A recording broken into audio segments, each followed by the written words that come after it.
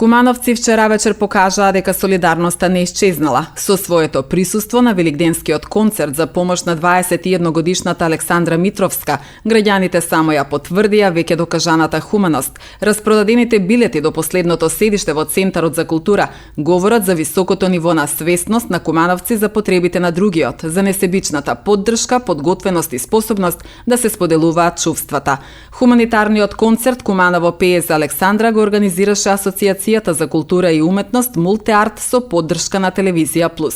Над 20 музичари од Куманово и земјава со изведба на македонски песни дадоа свој придонес за обезбедување на поквалитетен живот на нашата млада сограѓанка.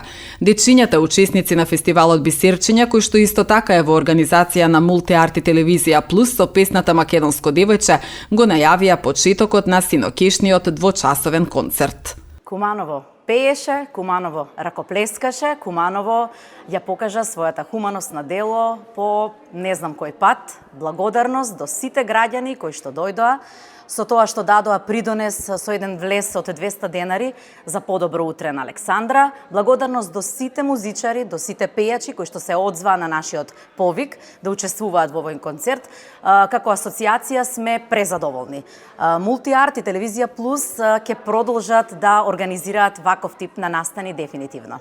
Бисерчиња беа великденско изненадување од Мултиарт за нашата широка публика. Се представија со песната Македонско девојче и се представија како дел од хорот на последната песна која што ја обележи за овој период на Великден сум се заљубил.